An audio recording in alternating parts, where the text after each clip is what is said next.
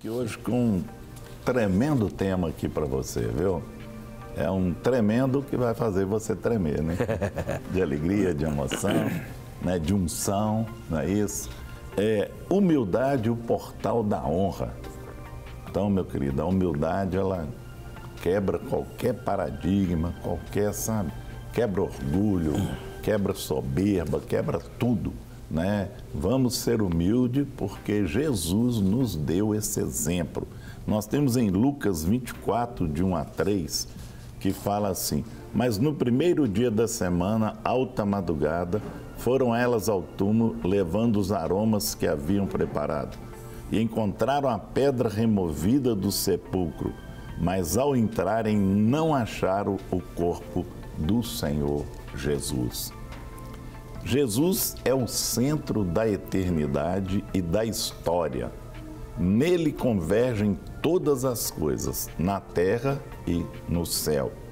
Ele é o centro dos decretos eternos de Deus, o centro das Escrituras e será o centro do céu, por toda a eternidade. Destacamos aqui alguns símbolos da sua humilhação e da sua exaltação. Não é? A Bíblia, ela é cristocêntrica. De Gênesis a Apocalipse, ela fala de Jesus, né? Talvez você não vai entender assim, né? No programa passado nós falamos sobre a genealogia e ali nós deixamos bem claro que Jesus começa lá desde Adão até Apocalipse. Então, a Bíblia toda, ela caminha num plano de redenção, num plano de restauração da humanidade. E a pessoa que veio para fazer tudo isso é a pessoa do Senhor Jesus Cristo. Por isso nós vamos falar hoje sobre algumas situações, né? Alguma situação que destacou isso, destacou, né? Alguns símbolos que destacaram a humilhação de Jesus.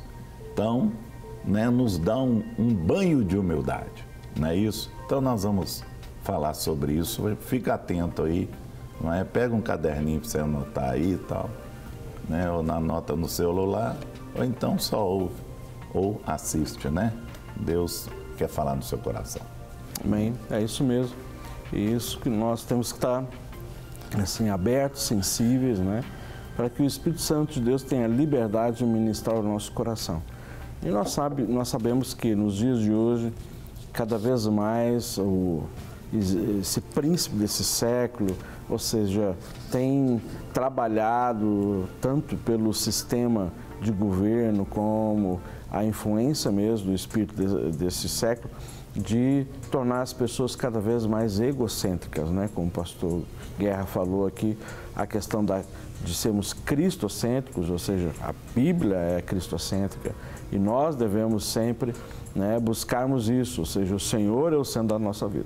Mas, ou seja, no mundo, o investimento é para que você cada vez mais se torne, então, independente, interdependente, autossuficiente, não é mesmo?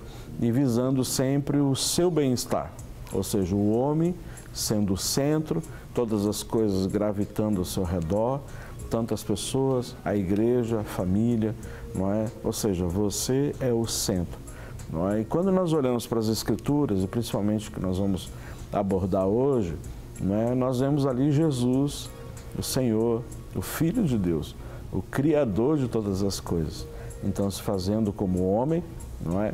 E, na realidade, valorizando o seu relacionamento com o Pai e colocando e apresentando tantas coisas, princípios, não é? Ou seja, nas Escrituras Sagradas a respeito de que o que vem e deve vir em primeiro lugar, ou seja, é o reino de Deus, e diz que todas as demais coisas vos serão acrescentadas, né? E Jesus deu exemplo. Durante 3 anos Jesus investiu ali nos 12, depois os 70, não é? Trazendo justamente um ensino que é uma quebra de paradigma, né? Todos aguardavam um rei, né? Nós falamos inclusive sobre isso, um rei poderoso que ia se sentar no trono, mas aí surge, né, justamente de um povoado, essa palavra, chamada Nazaré, não é? Que nasce num lugar chamado ali uma estrebaria, nasce numa manjedoura. Porque todas as hospedarias estavam lotadas por conta do censo. Não tinha lugar para Maria, então, na realidade, Jesus, o Filho de Deus, o Criador de todas as coisas, né? Então, ele nasceu e ali numa estrebaria. Esse é o Deus que nós servimos. Esse é o Deus que nós vamos falar um pouquinho mais aqui a respeito de a humildade que leva, então, a triunfar, não é? Triunfar de uma forma sobrenatural, não é? É isso, Guerra. Rogério, nós temos aqui em primeiro lugar, é o que você falou aí, a manjedoura. O Eterno entrou no templo. Ele entrou no templo, o Eterno. O Infinito tornou-se um bebê e o Rei dos Reis nasceu numa manjedoura. Então, olha isso bem, o Eterno entrou no templo, ele entrou no templo. O Infinito tornou-se um bebê e o Rei dos Reis nasceu numa manjedoura.